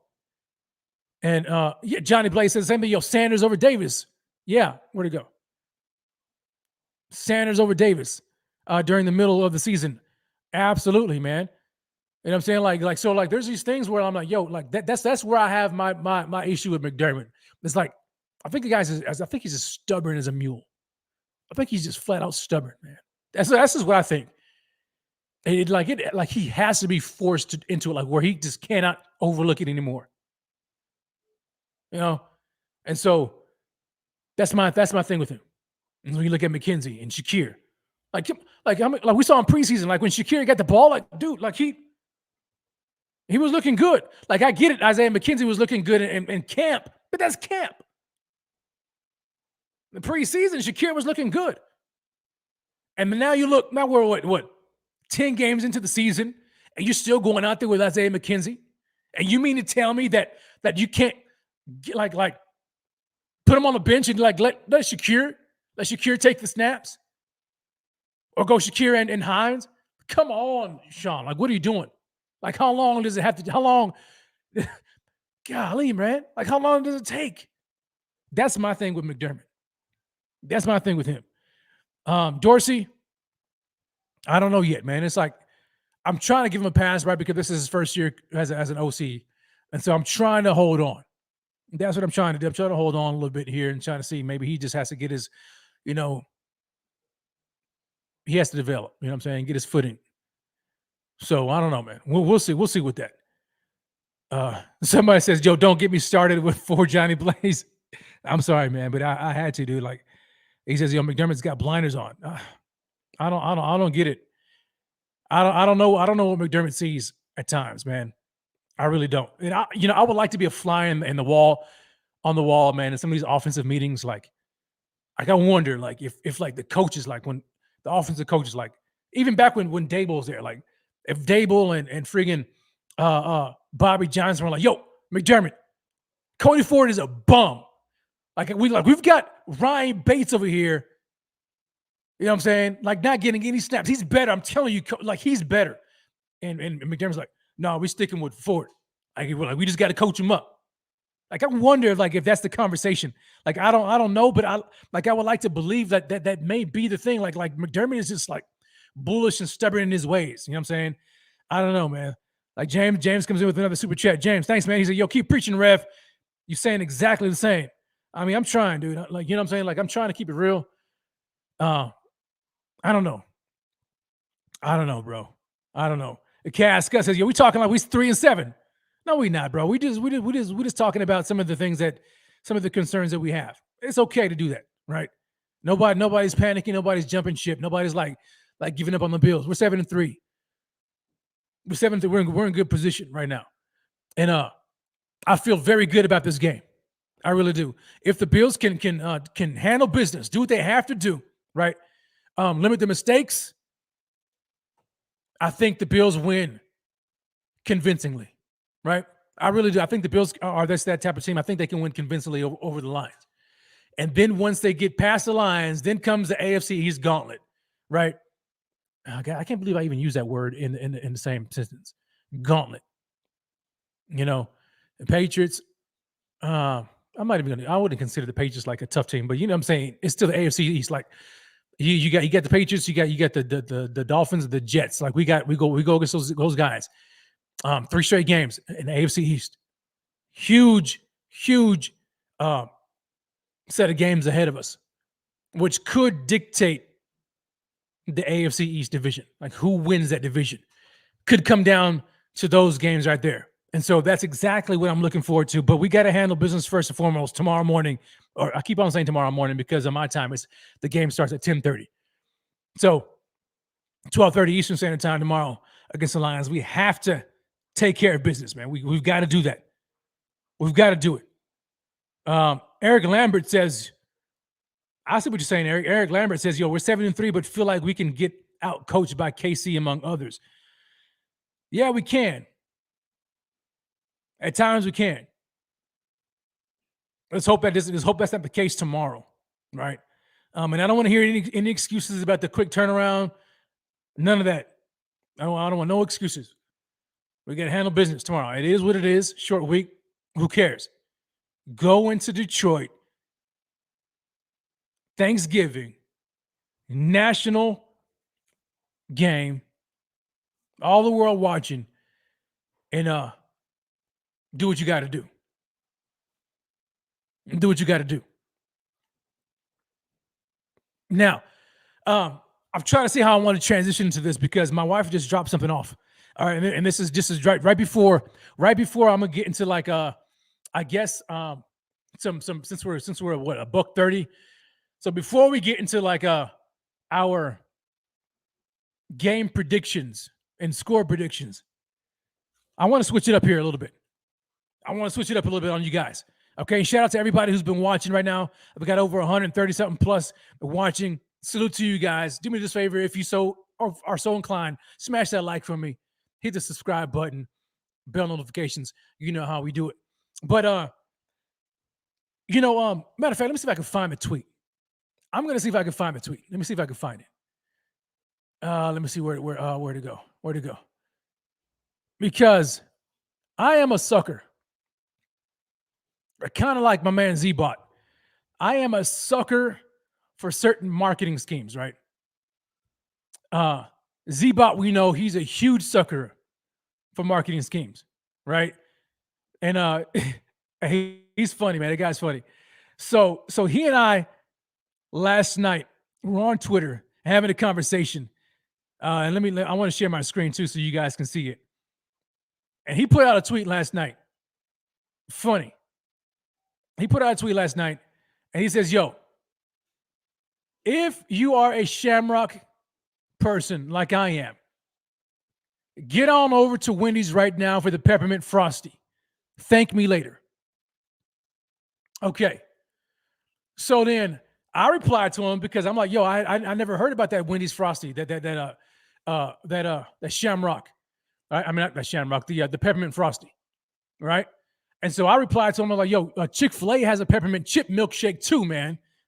Right? And so we went on and you guys got to check it, right? There's a thread. So we're having this conversation about the Wendy's Frosty and the Chick-fil-A peppermint chip milkshake. And then there's a spot, and I'm showing pictures, right? And then there's a spot. So here's a picture right now. We have a spot down here in El Paso called Freddy's, right? And so it's Freddy's Steak Burgers. And they have custards and they have, milkshakes. And so Freddy's put out this new Oreo cookie peppermint milkshake. Looks amazing, right? And so me and Z-Bot, long story short, we're having this conversation. I'm like, yo, Z-Bot, we've got to do this, man. We have to do like a taste test. Okay? We've got to do a taste test. And let's just do a live taste test, you know what I'm saying? Just for some fun content, man. And we'll see like who has the best milkshake, who has the best peppermint milkshake. Well, lo and behold, my man Z-Bot was down. But unfortunately, things just didn't work out like we anticipated. Okay. And where he's at, you know what I'm saying? Like he wasn't able to get a hold of Chick-fil-A and Freddy's. They didn't have it out there. So I was like, yo, no worries, man. I'll go ahead and do it myself. So I told my wife, I was like, babe, you got to get me these because I want to do this. I want to do this live on the show. And I know a lot of people are like so stuck up. I mean, so stuck on like, yo, keep it Bills talk. Well, you know what I'm saying? That's fine. We talked about bills and we talked about food and we're gonna talk about some milkshakes. And if you don't want to hear anything about it, then you can go ahead and tune out. But I want to do a live taste test of these peppermint milkshakes. Now I'm a huge peppermint guy. I'm a big peppermint and chocolate guy. So like you give me like mint chocolate chip or something, I'm in. Okay, I'm in on it. So so James says, yo, Rev, back on the food. Yeah. Hey man, I gave you plenty of time to talk about the bills. Okay, you can check out if you want to check out. But for those who want to see this, stay tuned with your boy. Okay. So my wife went out. She wanted to hook me up. So she brought the Wendy's. Okay. She brought me the Wendy's peppermint frosty. Then I'm going to try live, man. Big. You guys are stupid. My man, Big Time Bean says, yo, food time with Rev. That's it. Food time with Rev. Okay. So here we go. Let me look it up, man. I got to open it up. Okay, so here's a Wendy's peppermint frosty. I don't know if you guys can see it. I don't know if the color. There it is. Oh dang! I just dropped it all over my doggone laptop. Okay. Well, we know that it is very wet. Okay. Let's hope that it doesn't mess up my laptop. Hope that's not the case. But let me taste this because, like I said, man, when I saw this, I was like, you know what? I've got to taste it, man. I want to do it live. You know what I'm saying? And so Wendy's go ahead and they hook you up with this big old thick spoon, right? So, I mean, not spoon, straw. And so I want to check it out. Big Time Bean said, yo, sloppy, man. It is sloppy, bro. And it spilled on my laptop. So I hope it don't affect it. My wife is going to be pissed. So let me see what the Wendy's peppermint frosty is working with here. It looks good. I don't really get a whole lot of peppermint smell. But let me see. Oh, Johnny, no, you didn't. Oh, dude. Oh. Johnny says, yo, you got fries to dip in that shake? Man, I should have told my wife to do that, bro. Oh man, fries and the milkshake. I can't believe I forgot that. Dang. No, I don't have the fries. So let me just see. We're just gonna go straight up with the Frosty, man. So let me taste it live here. Let's see what Wendy's is working with. It's kind of wet, right? It's not thick like I thought. It is kind of wet. Let me see. Well, it is thick. That's what she said. All right, so check it out. So, all right, so check it out. All right, so here we go. I gotta do it like this. Let me taste it like this, man. Oh, I feel so weird. She didn't give me no spoon either. All right, here we go. All right. Not bad. Not bad. It definitely has a peppermint flavor. You can taste that, right? It's not overpowering.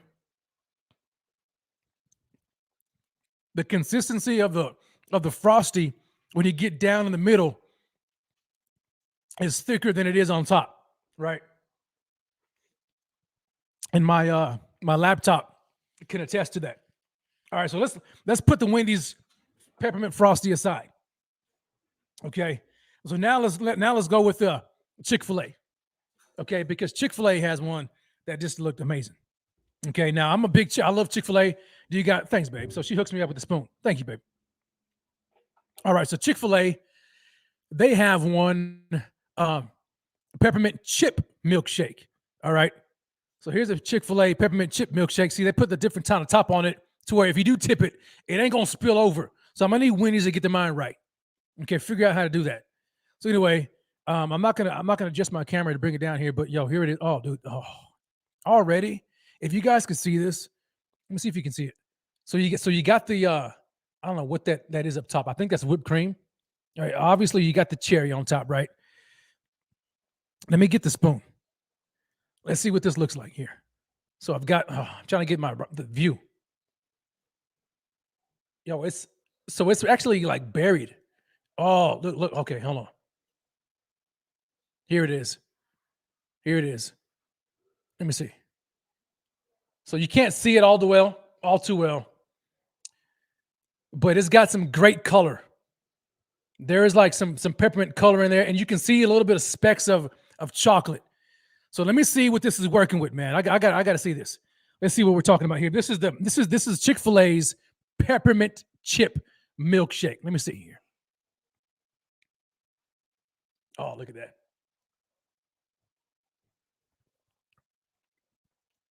Oh, that's good. That is really good. What's this on top? Let me taste this. Hold on, one more. I gotta get one more dip. Oh, yo, it's not as thick as Wendy's Frosty, so it is a little wet, but you can see some of the peppermint chips in there. Dang, you can't see it that well. I'm trying to show you guys. There it is. You see that? Let me see one more time. Did y'all hear that? Does it have peppermint flakes in it? One more. I gotta get one more bite. Hold on.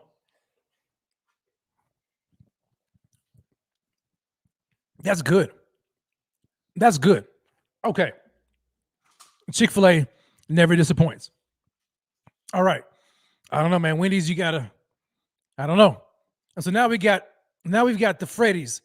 Now Freddy's, so theirs is this is peppermint flakes in the Freddy's one. So man, so like, yo, this is looking really good. Let me see here. What's the actual name of this one, babe? Do you know? What they call it? I think it's the one with Oreo, right? Yeah. Okay, this is the Oreo cookie peppermint one. All right.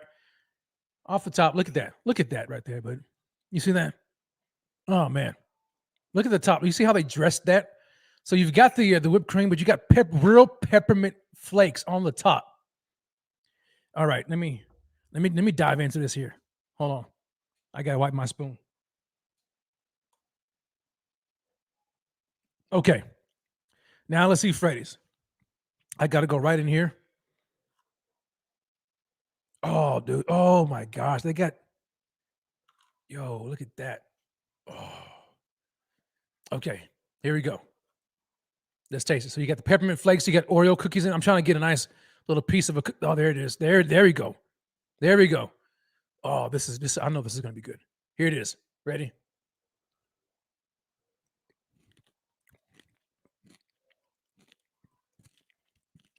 I gotta do one more time. Hold on. I'll tell you what though. Even though I spilt my Wendy's, their shake is thicker.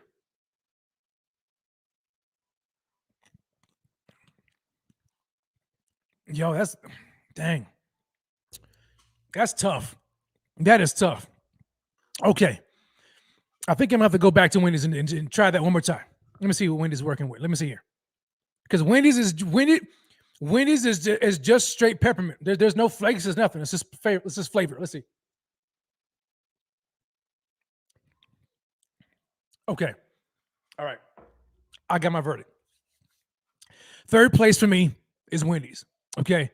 Wendy's is third place. It's kind of hard to compete when you've got peppermint flakes. When you got peppermint flakes and chocolate, it's hard to compete. So Wendy's, I'm sorry, it's pretty good, but third place. Now, this is where it comes down to right here, man. This is gonna be tough. So I've got Freddy's with their Oreo, and yo, who doesn't like Oreos, bro? Let me see.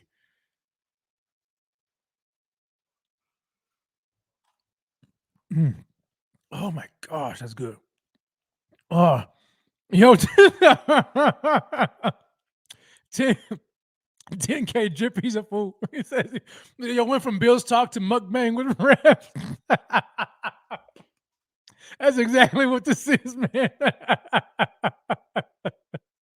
Yo, but hey, for real, like Johnny says, yo, some of them people, they get paid for real, man. They get paid for real. Like if it's had a little more crunch, oh, dude, like I would be all in that thing, man. So, all right, one more time. So Freddy's one more time. And I think they get it, man. But just I don't know. Oreo, real peppermint flakes. Let's see.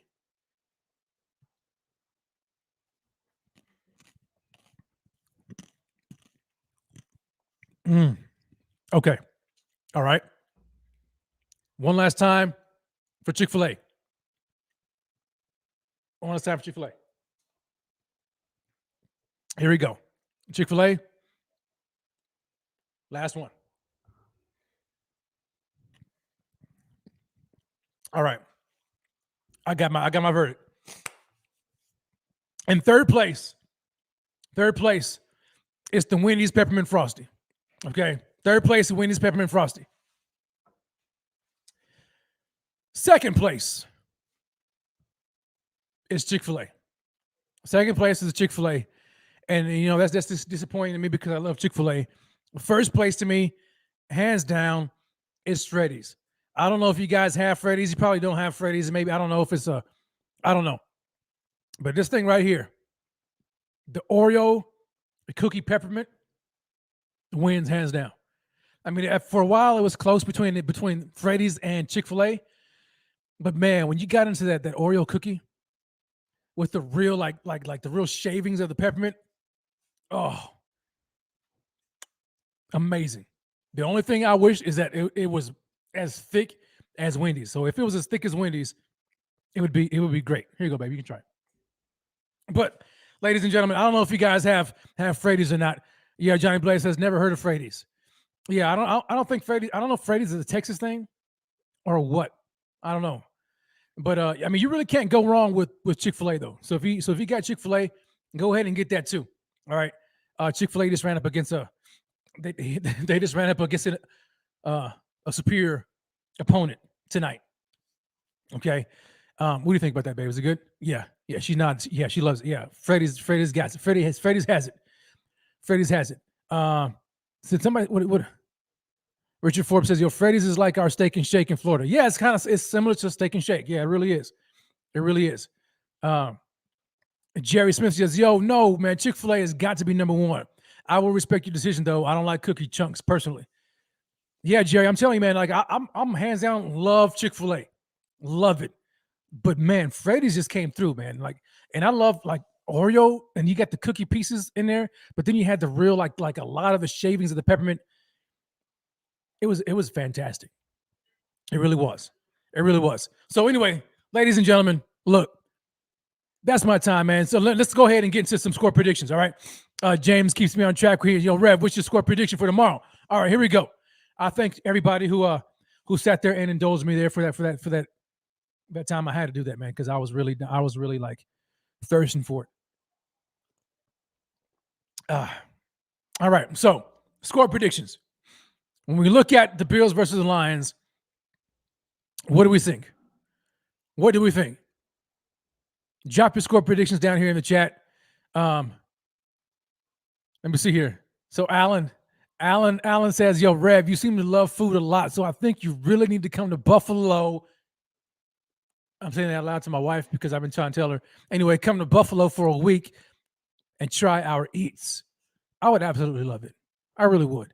I would no doubt probably gain some weight, but it's all good, right? I mean, you just go there for a week just to eat. Oh my gosh, yes. Yeah, I would love it. Love it. Hook it up, baby. Hook it up. So anyway, score predictions here. Let's see what we got. So I got Johnny Blaze here. He says, yo, 27-23 was my prediction, I think. Okay, 27-23. That's a close game, man. Yeah. Golly. All right, Texas. I almost said Texas food. See, I'm thinking about food. Texas flood. My bad, Texas. 35-31 Bills. Okay. Man, you guys are calling a close game. Mike Tony comes in and he says, yo, I have 33-23. Is it in favor of the Bills, Mike? I'm assuming. Okay. 915 Buffalo Bills. Shout out first and foremost to the 915, baby, El Paso, Southwest Texas. What's good, 915 Buffalo Bill? He gets a score 30-13. It's good to see 915 in here, man. Representing El Paso, my hometown, where I'm at right now. 30-13 Bills. Kaz Scott comes in 38-21 Bills. Love it, love it, love it. Richard Forbes. Okay, Bills win another close one, 31-27. Oh, man, I don't want another close game. James has 31-21 Bills. All right, 10-point. Growing legit, 42-13 Bills. All right, that's what I'm thinking right there. All right. Let's look. What's the spread? And does anybody know the spread? Anybody know the spread? If you know the spread, go ahead and put it in the chat. I want to know. But I'm thinking, bro, like we've had enough close games. I don't want any more close games. I want the Bills to blow them out. That's what I want. 9.5. Okay, 9.5. All right. Let's see here. So I'm getting 9.5. I'm getting 9. So 9.5, I think.